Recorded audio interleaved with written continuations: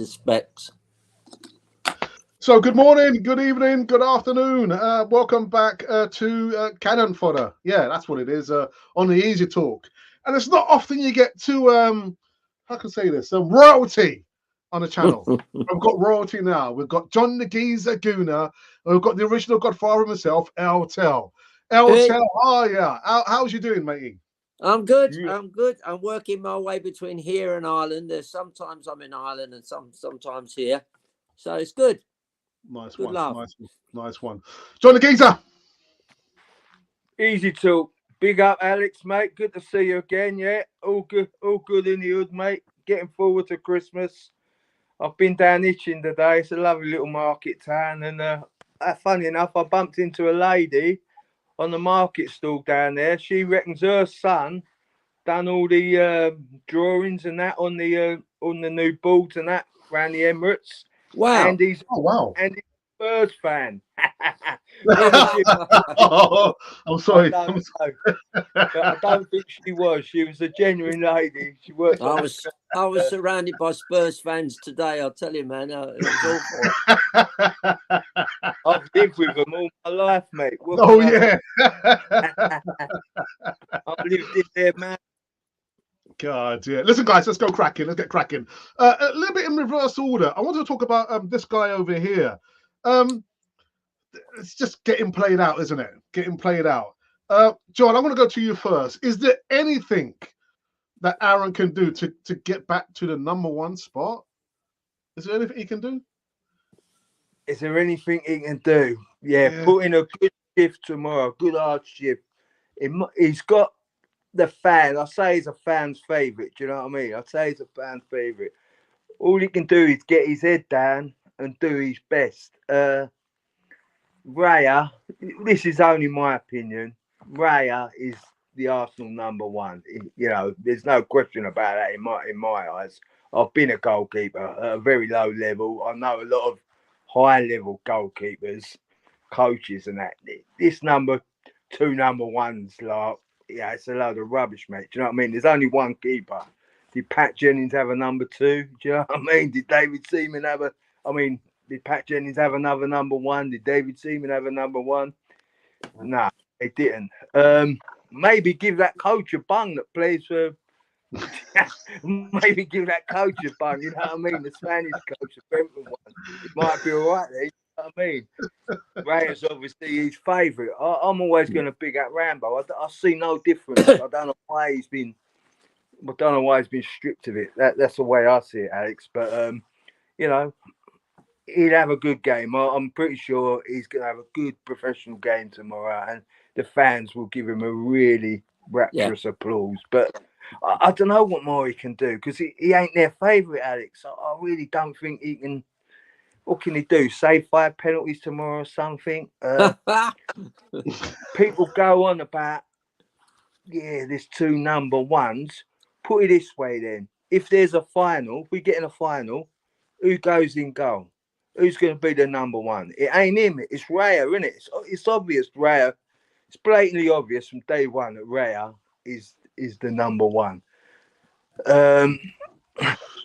He's going to want to play for England. It's going to be so frustrating. And Southgate won't play him unless he's the #1 for Arsenal. So I don't know what's going through his head at the moment. Do you know what I mean? It must be really disheartening for him. But as a professional, he's just got to get his head down, get on with it, do the best he can, and maybe it'll turn around for him. And, Raya might get injured. I'm not wishing injury on the bloke, but these things happen. And then all of a sudden, he's back to #1 again, isn't he? Do you know what I mean? He might get a lucky break. But in my eyes, Alex, I've said it all along, Raya is firmly the #1. Rambo is firmly #2. And unfortunately, I don't think his dad getting involved has done him any favours. I agree what his dad said, but I don't think he should have said it. I think he should have just kept out of it because that's obviously just going to aggravate the situation. But it's his dad. You can't blame him. Do you know what I mean? But Yeah, maybe I'm yeah. wrong. Maybe there is 2 number ones, but personally, mate, I don't see it. But Rambo, he'll always be my number one. Go on, Rambo. Go on, my son.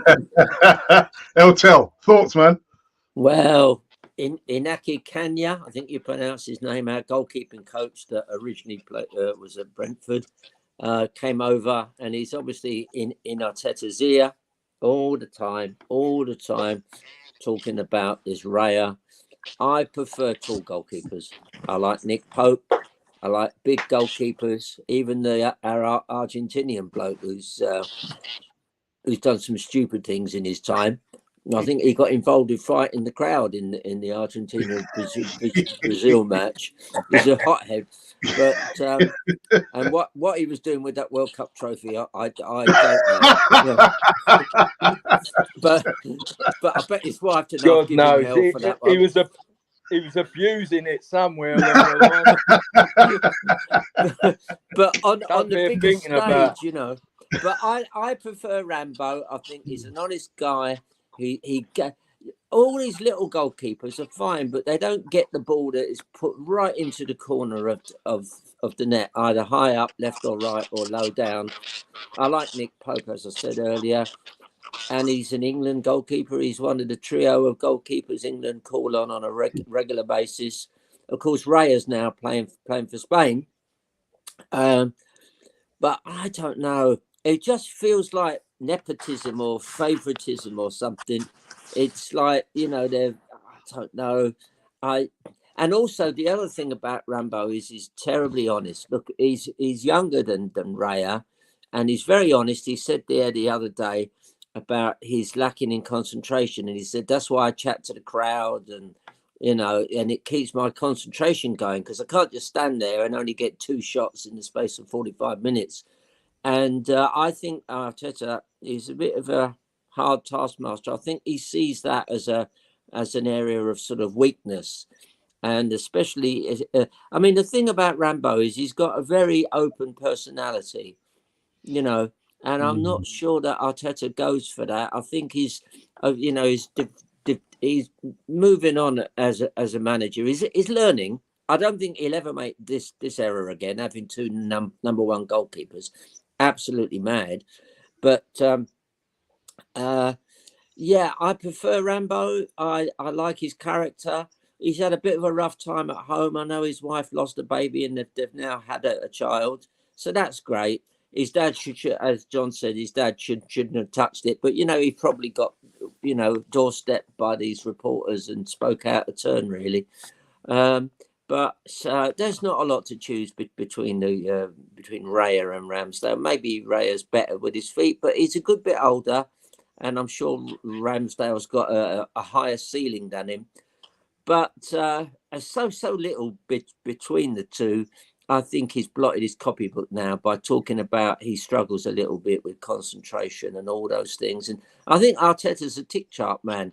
I think he's got a list of little boxes there. You know, can he do this? Can he do that? Is he good with his feet? Is he good at stopping low shots to his left and all that stuff? And if you add up all the ticks, I'm afraid there's more in Raya's box than Rambo. But sometimes that doesn't tell you the whole thing about a player. And I like Ramsdale's persona. I like his the way the crowd love him. I really like.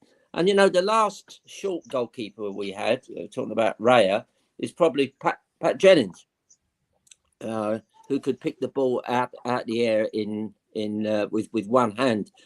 So most goalkeepers tend to be at least 6'2" now. The guy who plays for Atletico, he's 6'2", and he's about the shortest real top ace goalkeeper around. So I'm not a Raya fan. I'm sorry. I mean, if he wins us the cup in May by saving a few penalties, then I'll take it all back. But I do prefer Rambo. But you know, I'm not running Arsenal, and I'm not Spanish, and it isn't a Spanish keeper. I mean, I have to be honest. If we had an Irish keeper, I'd be asking for him. Well, that's the thing. There is a bit of favouritism. I think Raya was always on the radar. They wanted it the season before, didn't they? Through that Spanish, but they also that keeper also brought in Randerson, didn't he? Do you know that didn't Do you know work that's out too well, did it?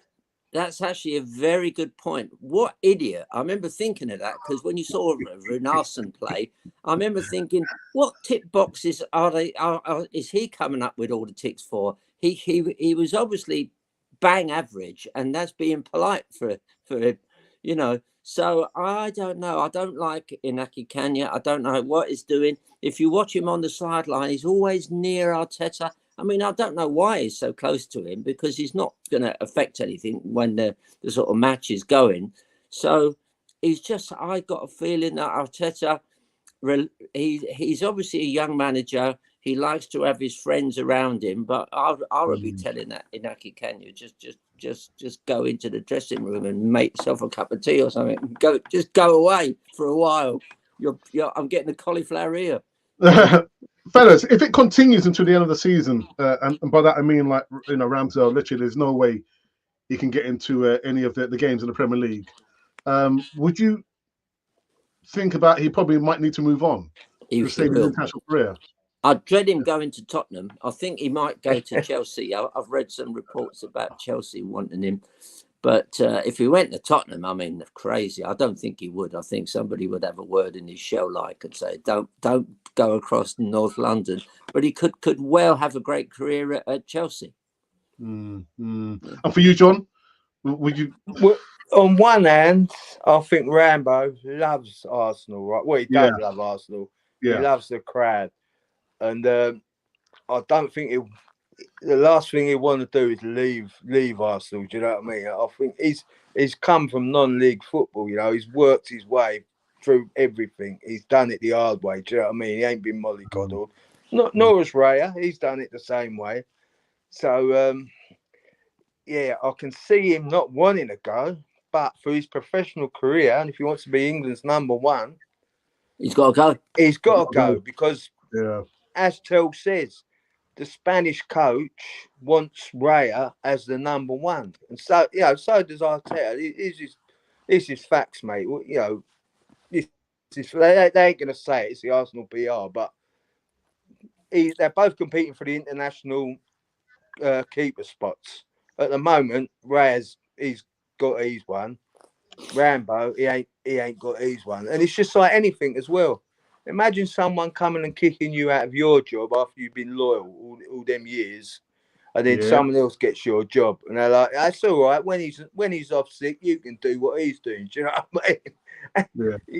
It's disheartening. It's psychological. So he ain't probably going to say what he really wants to say because he's a professional guy. But if he's ambitious, I'm telling you, mate, he should just leave Arsenal as quick as he can because he's getting dragged. He's getting dragged behind now. In my way of thinking, they're taking the mickey out of the bloke. Do you know what I mean? They're just leading him on, and I don't think Rambo's a mug. There'll be plenty of people after him. Southgate ain't going to give him. Southgate has just said he ain't going to play him in goal unless he's playing. So I reckon Rambo. Let's have a little bet, right? If he gets 6 games this season, I'll be surprised. Yeah. Tell, do you think we should have kept Matt Turner? Should we have kept Matt Turner? Nah.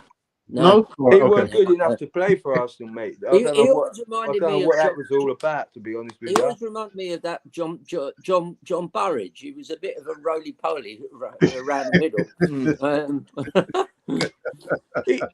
Fair play to him. He's doing all right at Forest, but no, he wasn't an Arsenal goalkeeper.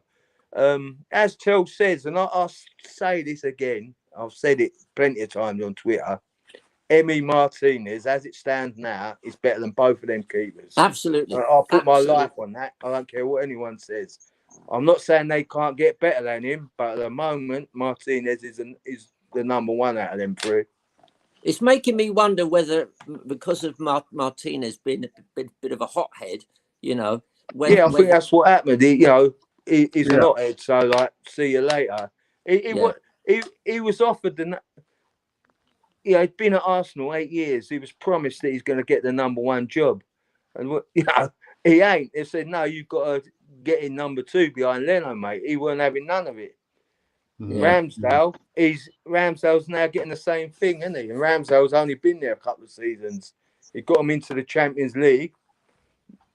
Arteta don't take any prisoners. But personally, I think he's listening to that coach too much. You know. But both of them keepers can be bettered. You know, they ain't the best keepers in the world. They're not the best I've seen at Arsenal. But I do love Ramsdale because he's a great entertainer and he loves the team. I'm sure Raya does. He's a different personality. I don't wish him any harm. Good luck. But to John, the bloke, what often pulls teams through, and we've had this with when we had Tony Adams and Seaman and all them. What often pulls you through when you're trying to win cups and win the league is team spirit. And I would have thought that Ramsdale is a definite better team spirit guy. You know, 100%. Whereas the other guy just appears distant. You know. Yeah, I agree with you, Tel. He does lift the spirit. I mean, we don't know what goes on behind the scenes, and we didn't know until this season about when he got kicked. Ramsdale got kicked by that Spurs player. His wife was having a miscarriage. You know what I mean? They're human beings, so that's got to have an effect on him. And all the sons, all that's on his mind. He's a young bloke. He gets to the beginning of the season. We've got 2 number ones now. We've got 2 number ones now, Aaron. Don't worry, you'll get a game every now and then. What you've had 2. How many games has he had now? 2. And he's only got this game because Raya can't play in it, isn't it? Let's face facts. If Raya was available, he'd be playing today. And rightly so, because I don't think they should mix and match them. Do you know what I mean? But yeah, Ramsdale wouldn't get me a sniff of the game if it weren't because of that loan deal. But he must be disheartened. Do you know what I mean? There's no way he ain't disheartened. But John, isn't Mikel Arteta just not? He's copying the same formula as Pep Guardiola, because Pep Guardiola changed like 4 or 5 goalkeepers until he stuck with this goalkeeper. So isn't Arteta just doing the same thing that Pep Guardiola is doing by creating competition and still thinking? He is right, but let's face facts. Let's go back. He got rid of the best keeper in the world, Emi Martinez. Yeah. Arsenal fans are going to crucify me this, but fine. He was the best keeper in the world. We got rid of him. We let him go. Whatever the we said the same thing, Tel. We said the same thing myself and Alex were saying that all the time. Yeah. And now he's tearing up trees. Him getting the up with Arsenal. Yeah. He's promised everything under the sun, wasn't giving it. But that's all history now. Poor old Ramsdale. He's the number 2. You know what I mean? He ain't another number 1, and that's just got to be disheartening for him. You know what I mean? It really has. I think the only hope is if Raya gets injured, he might get back in. But maybe I'm wrong. You know what I mean? But can you see him back in the? Can you see him getting the number 1 in the Champions League? Listen, John, even if Ramsdale, he might get a game. No. Yeah. Now, as you say, even if Ramsdale saved 5 penalties tomorrow, Raya would be straight back in. Yeah, absolutely. Say we get Stevenage in the FA Cup, might get a game. You know what I mean? I can't see it. I feel sorry for the bloke, but he has got a lot of years left in him. He's got a lot of years left in him, so if he's patient, he might just hang around and be the number 2. He's getting good money for it, isn't he? England, if he wants that England job, he's going to leave. Guys, don't blame him. Let's go on to the next segment. It's going to be a bite-sized, easy talk. Isn't this guy here? Is he not the best signing that we've made? I don't know. Between the next 3 and 5 years, I just love this guy. Left foot, right foot header. Love him. I love him. I absolutely love him. He's got the 2-footedness of Santi Cazorla, and before that, little Georgie Armstrong. He's got, and he's so quick inside the box, really fast feet. I absolutely love him. I think he's a great, what I'd call an inside forward, really. He's like, if he had a big guy, and listen, if you played him alongside a 6'3" or 4" modern day Niall Quinn, you are talking about a phenomenal strike force there, because he will pick up all the little knockdowns, all the bits and pieces, and because he's 2-footed, and he's got 2 good feet, he can really lash it into the net. I think he's a lovely player. Why we're not playing him on a regular basis, I have no idea. No idea. Love him. Yeah, I Go on. Same as Terrell Lover, geezer. He should be a starter every time for me. Do you know what I mean? But I also love his songs. Let Me Entertain You and I'm Loving Angels instead. I think he's got a good career ahead of him. Do you know the only thing I'd say, lads? He definitely needs to win them bags under the eyes. He definitely needs a few nights kicked, doesn't he? Just if his wife, somebody should send him to bed early. I know how he feels. It's all that singing he does on stage, isn't it? At night, he's got 2 jobs, man. He's moonlighting. The Emirates, he's at Wembley. Loving Angels instead. No, but seriously, yeah, what a great player. The stats speak for themselves, you know. You know, he's come on, he's had an impact totally the opposite to what Hazard's done, you know. Yeah. You know, Hazard's had to rely on people giving him a penalty, isn't they? You know, to get him on the score sheet. I think Trossard's done it all himself. That fella HAVERTZ looks like one of the biggest mistakes ever. I mean, I remember when Bergkamp came, he took about 10 or 11 games to start scoring. And once he scored, then he settled down. And then nobody could pinpoint exactly what Bergkamp was. Was he a forward? Was he a play in a hole? He was a number 10 or a number 8. But whether this, I mean, they've tried HAVERTZ everywhere except goal. By the sounds of it, he's played left back, right back, up front, right midfield. I've watched the best stuff he's played for previous clubs, and it's always been where Odegaard plays. It's always on the right-hand side of midfield, coming in on his stronger left foot. Well, how many more players can you put in that corner of the pitch? Now, I know John, I know how you feel about Kai Havertz. Got to support him, but I don't think it's going to happen. I don't think it's going to happen, John. Kai Delilah, isn't it?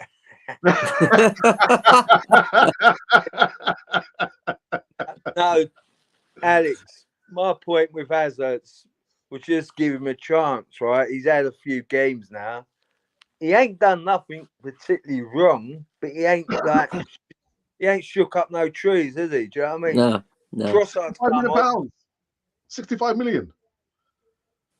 Ridiculous. This is what I do fear is happening in the Arsenal with Arteta and Chelsea. Are these agents, are they sort of too intertwined with the managers? Are they too pally? Do you know what I mean? Are they getting little deals out of it? I don't know. Of course they are. Of course they are. They're getting a little backhander, brown envelopes, you know. 65 mil, you can't justify it. He's a great player. He's played for Germany, scored in the Premier League.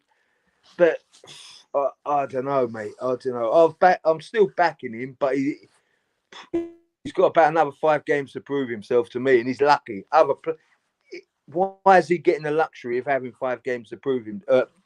20 odd games to prove himself when other players don't. Yeah. I mean, we've moved other players on after 3 or 4 games. That's a good point. We have, haven't we? We've just moved them on, loaned them out. Oh, you're not fitting in. But with this Hazard, it's his master plan. They're sticking to it, whatever happens. You know what I mean? That's Arteta's master stroke. He's got to stick by this, man, whatever happens now. And that'll either make or break him. So Hazard needs to he's on about 60% for me. He needs another 40% out of the bloke. Do you know what I mean? That 60% ain't really good enough. So yeah. I mean, I don't know how you feel this, John. He looks as though he's frightened. He's frightened of the physical side of the game, and he's not going in right where it hurts. Do you know? He's lacking confidence. Well, I think he lost. I think playing for Chelsea has slaughtered him. You know, with all what went on last season, and since Abramovich left, you know what I mean. I don't blame him for that. He was in like a terrible sort of side, you know, but that's no excuse. He's a professional. He gets good money. He gets paid to do a job. Do it. Just get out there and do it, you know. he's got plenty of backing. Like I say, they give him the penalty to give him his confidence. You know what I mean? Yeah. He's not got to score 15 goals a season, is he? He's just like he's got to shake a few more trees up, man, to prove himself, and he's not endeared himself to the fans. Once he does that, he might get a bit more confidence. But I don't know, man. I really don't know. He's a tough one to call, isn't he? But for 65 million, it should be happening now. Simple as. Well, if you look at his game, he's 6'4". He's a big guy, right? He's one of our biggest players. He never wins the ball in the air, and then he's got this sweet left foot, but he's got to be a good way back in midfield before he's got a chance to sort of run and build up pace and start to move past people. I don't know what kind of tick boxes Arteta used to sort of find him, but it doesn't look right. Brown envelopes tell, won't it? It's got to be. Got to be. I'll have a percentage of that 65 mil, mate. Let's go to allegedly. Allegedly. Let's go to the live chat. There's been a few comments here. We've got one from Geordie who says, "Away the lads!" All right, wrong channel, mate. Away, lad. Yeah. I've been learning all these songs for this wedding I'm playing at. I should have been. I've been doing all these Geordie songs. So have you? The Arsenal one, of course. Yeah. I've been doing Bladen Races and I'm coming home, Newcastle, and all that. Yeah. I hope they're paying you a king's ransom, Till. I hope so. Well, I'll get a free dinner out of it anyway. Ah, there you go. They have free the same pet. Right, in the last segment, so there's a bit of business to be done tomorrow against the Bees. The Bees go against the Cannon. Can a bee beat a cannon, Till? No, it can't, can it? Well, it's very hard to read because sometimes we've looked as though, we're going to beat Brentford and then come a cropper. I was at the one last season. Do you remember the one where they now say that the Brentford goal was offside? Yep. Yeah. And I was with my mate from County Clare and his son, and the son was mortified. He was a young teenager lad, and they'd flown over and the whole shebang for it, and now it looks as though we should have won that match, and really that's when it all began to go a bit belly up. So, do you know, English soccer, maybe worldwide, it's got itself into a total mess with this VAR. It's neither up to date, good enough, or they haven't got enough cameras on. It's very worrying because no wonder Arteta was abusing the ref. Well, he wasn't abusing him, but he was talking from the heart, which is very much a Latin thing to do. But now he's in trouble. VAR is either corrupt or it's an incompetent system. I suspect it's possibly both. And it makes a mockery because if you know that we should have won that, then we would have been 2 more points, and that was the beginning of us beginning to crumble away. So they can't, once they make these errors. You know what? I'm just going to interrupt myself now.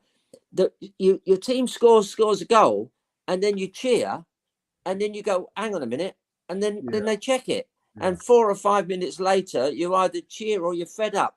That isn't in Irish hurling. They have this thing called Hawkeye, and that generally works, and it tells you if the ball goes between the posts, But that's as far as it goes because you can almost not be offside in hurling. Actually, talking about that, did you see Arteta?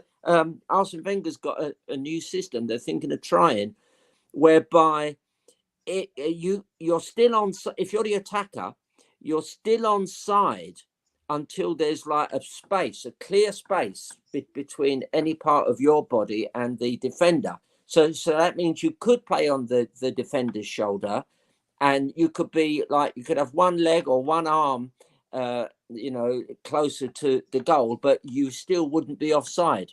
So he's going to they're thinking of trying it out to see if number one of the biggest problems about English soccer is there aren't enough goals.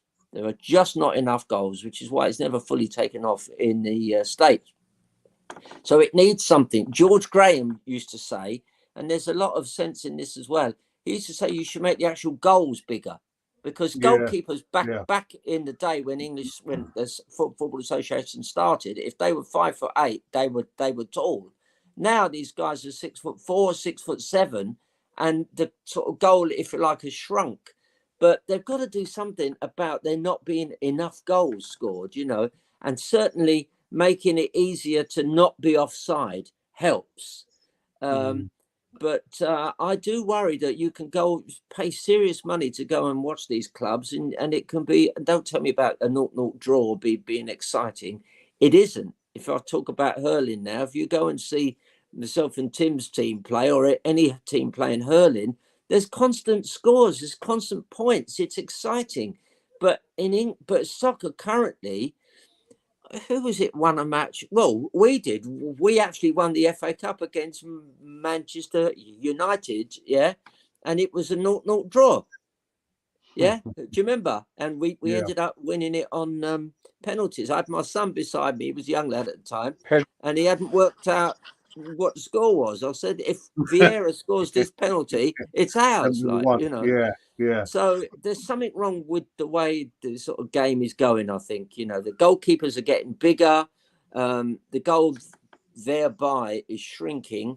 And this constant VAR nonsense. And it's too open to interpretation. And it is, unfortunately, I have to say it's open to a little bit of corruption there. And also as well, you're looking at, back in the day, it would be maybe Fergie time. But now the game will probably finish in the 98th, 99th minute.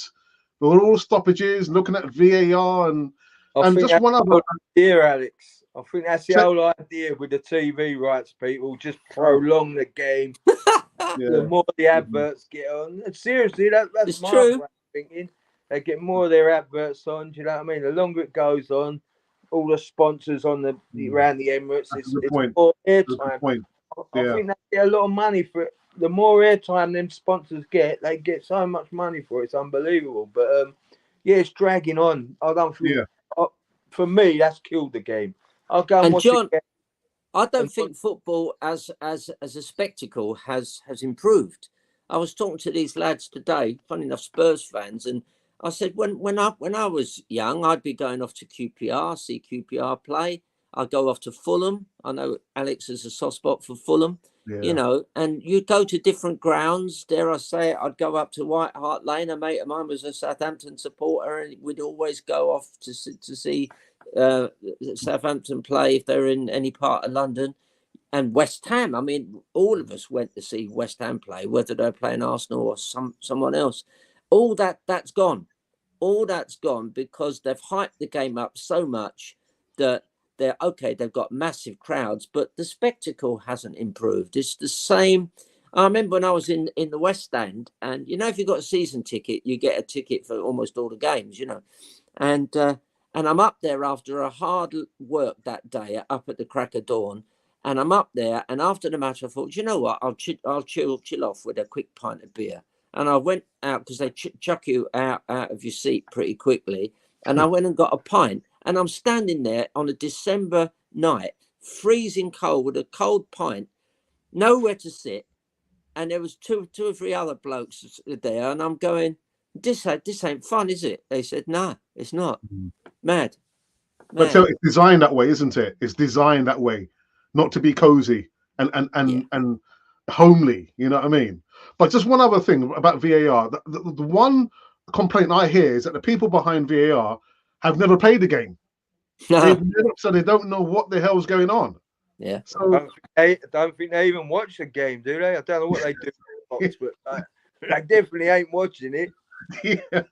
And then the bit I liked the last time, that nightmare up in Newcastle, was we couldn't see where the ball was. It was and I think you must have enough cameras.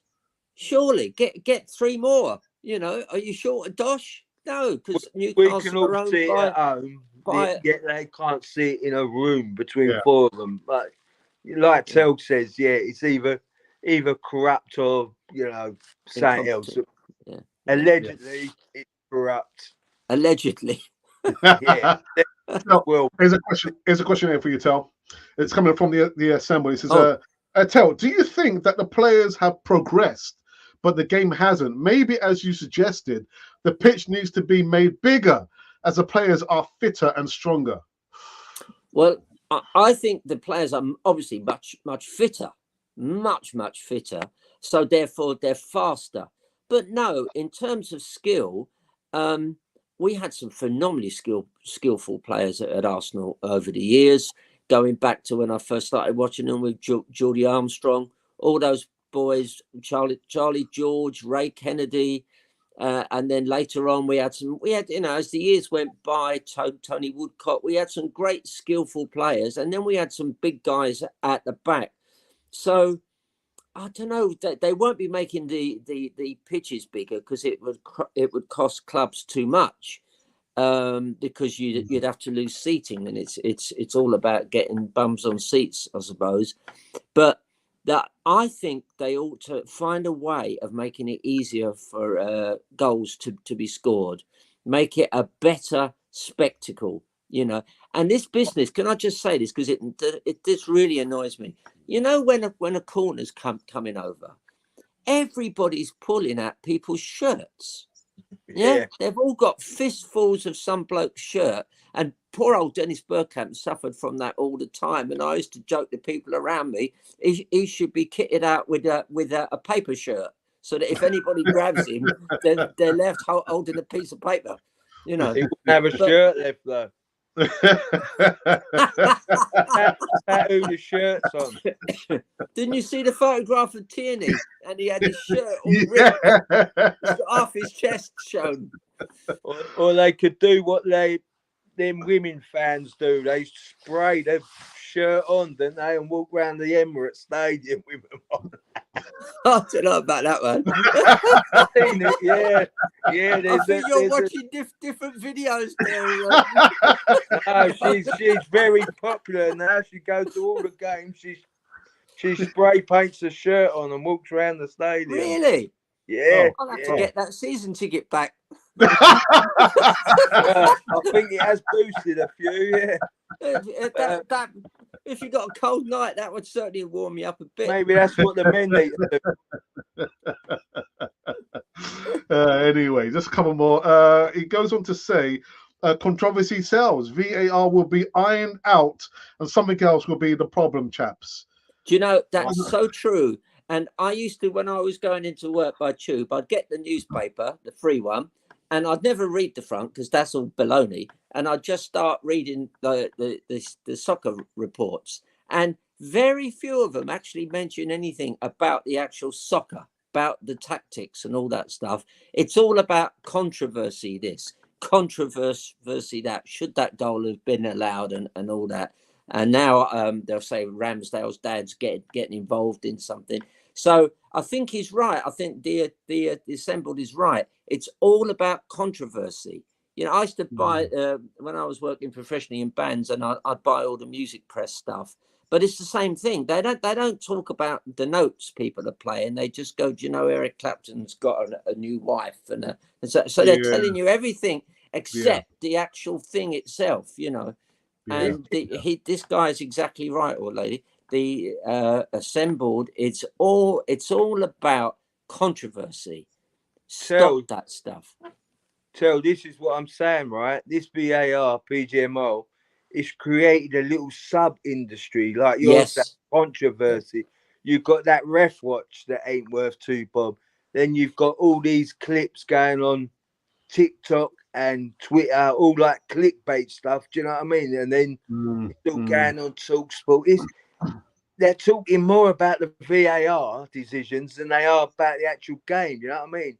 The controversy and the hype is getting more sort of publicity than the actual game of football. And it created another kind of industry, which is all wrong. Do you know what I mean? We're talking about the refs more than we are about the football or the wrong decisions.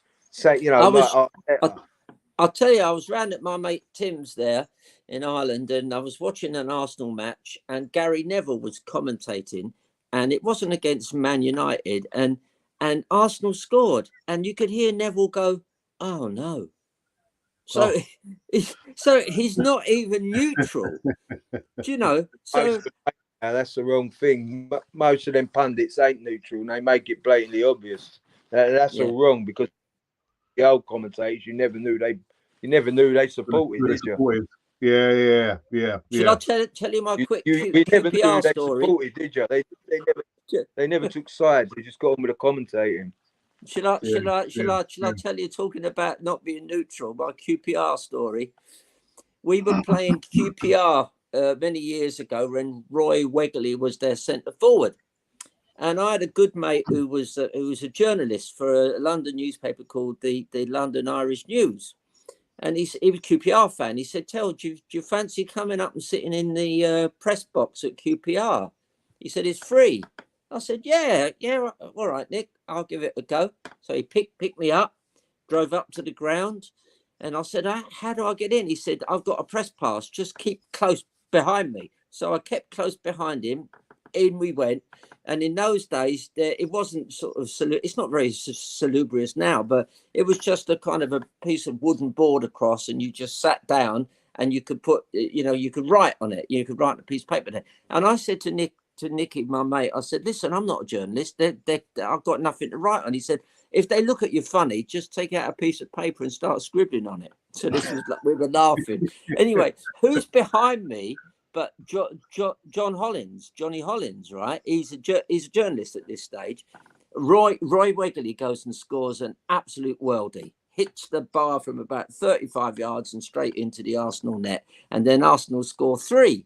And that was one of our championship years. So this was right towards the end of the game, and Arsenal scored the 3rd clincher goal. And I forgot myself and stood up and went, yay! And then as I sat down, I looked behind and I could see, what's the name, looking at me, Johnny Hollins, to say, what? You're supposed to be a journalist. And then when I was leaving the ground, they had this like hut thing in there where the managers were being interviewed by journalists. So I said to my mate Nicky, can I go in and ask George Graham a question? He said, don't push it, Tell.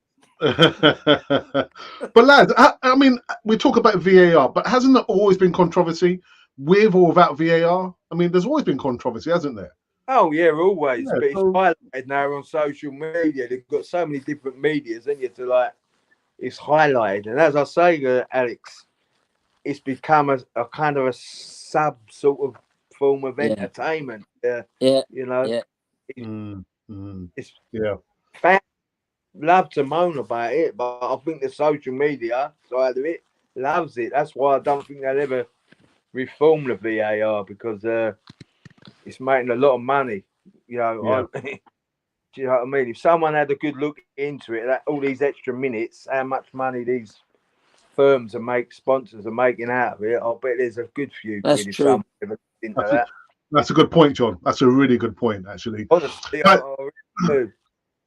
let's go into live chat for the last one before we wrap up this show. Good matters. Glenn Winston said the game of football will suffer at the end of the day due to the inconsistency from all aspects of who runs the game. The Assemble says, the broadcasters love the drama. Soap operas, mates. Yes, they do. Yeah. Good matters. Just look at how the Italian league collapsed. Millionaire owners looking to make a quick buck and not caring about the damage being done to the game, and then moving on to the next money-making scheme. And the last one from Glenwyn says, for sure. And it will go on and on and on to the break of dawn. Tell, do you have a ditty to sing for us before we end the show? You should have warned me, because I couldn't set the guitar up and that. I mean, as I say, I'm doing this wedding next month, and this girl that my son knows, she's marrying a Newcastle lad. So I've been doing this song, apart from Bladen Races, which is the well-known one. I've been doing what's it called? I've got it here somewhere. It's I'm coming home, Newcastle. I might as well have been in jail and all that. If you give me a second, I'll try and find it. See, Elton's always prepared. He's always prepared, like a Boy Scout. Be prepared, always prepared. Hang on. I've got Stargirl. I've got Waterloo Sunset. We'll have a bit of that one then. I'll tell you what I'll do. I've got this one to hand. as I walk these streets alone, through this borough I call home, upon the barren fields of ivory, and the stadiums of stone, through the turnstiles at the Angel, and the homeless on the green, from the Cali to the Cross, and every in between, and then everybody, North London forever. Come on, whatever the weather. It sounds like a Friday night in Finchley Park, chucking out time. All round to John's for dinner. Pumpkin pie. Lovely, jubbly. So that's it, people. That's the end of this bite-sized easy talk. So LTL's off. I'm off on a jolly up. There you go. And John Aguiza staying in to have his pie, actually, I think. And I'm just going to stay here and just watch the TV. John, thanks for your time. It's been a blast, man. Yeah, thanks for having us on. Again? It's always a pleasure. Up the Gooners. When are we going to meet up again, John? Anytime you want, Alex. Maybe after Christmas now. I don't know, man. We'll have to meet up. Yeah, definitely. Back up the Gunners with Una, innit? Yeah. Oh, that's a good idea. We'll sort something. That was really good, actually. Broadcasting live. I was scared, to say the least. LTL, Richard Godfather.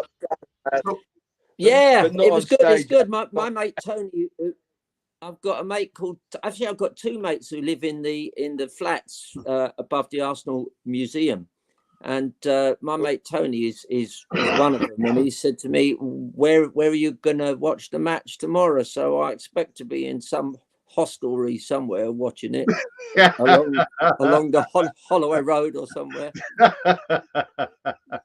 And that's it, people.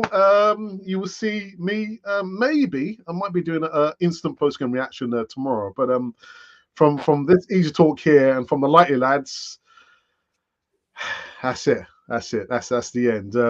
So no song tell whilst we oh, is that it? Right, now I'll finish it with this Newcastle one. I found it. Lovely I'm job. Coming home, Newcastle. I might as well have been in jail. I'd walk the streets all day. I'll need for a bottle of your old brown ale. I'm coming home, Newcastle, 'cause I couldn't find a job, but I don't intend to stay long. If I make a few quick bob, it's cold up there in summer. I'm not the tune too well. I'm sitting inside a fridge, but I wish I was on the Quayside, looking at the old-time bridge. I'm coming home, Newcastle. There you go.